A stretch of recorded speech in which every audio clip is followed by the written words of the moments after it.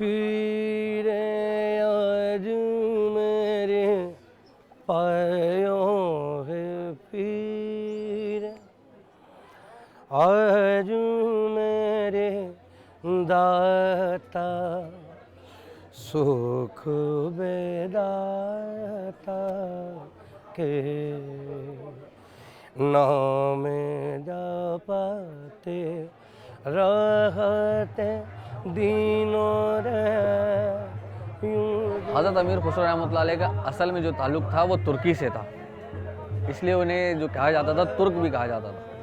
حضرت امیر خسرو رحمۃ اللہ علیہ کی جب 7 سال کی عمر تھی تو حضرت امیر خسرو کے والد جو ہیں وہ آپ کو حضرت نظام الدین اولیاء رحمۃ اللہ علیہ کے پاس لے کے گئے،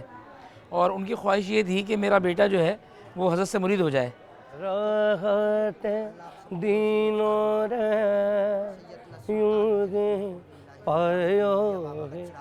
پیر۔ آپ نے ان کو مرید کیا اور بہت چہیتے مریدوں میں رہے حضرت امیر خسرو رحمۃ اللہ علیہ۔ آپ نے یہاں تک فرمایا کہ اگر شریعت میں اس بات کی اجازت ہوتی کہ ایک قبر کے اندر 2 جنازے رکھے جاتے تو میں اپنے ساتھ امیر خسرو کو رکھتا، اور جب اللہ کے دربار میں پہنچوں گا تو اللہ تعالیٰ جب حساب کتاب لے گا تو اللہ مجھ سے پوچھے گا کہ بابا نظام کیا لے کے آئے ہو، تو میں کہوں گا میں اپنے ساتھ امیر خسرو کو لایا ہوں۔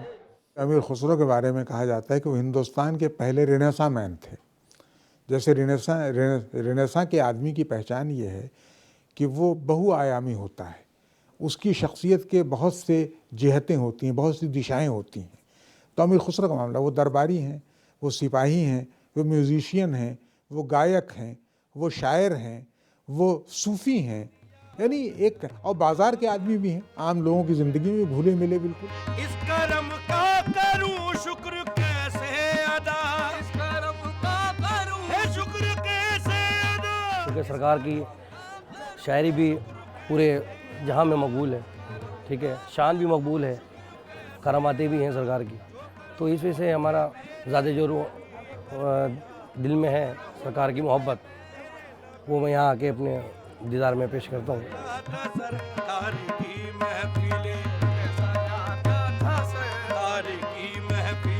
نظام الدین اولیاء رحمۃ اللہ علیہ کا وصال ہوا، انتقال ہوا، تو آپ نے وصیت فرمائی اپنے مریدوں کو کہ امیر خسرو آئیں تو ان کو میرے مزار کے پاس آنے مت دینا، ورنہ مجھے اپنے مزار میں سے اٹھ کے ان سے ملنا پڑے گا۔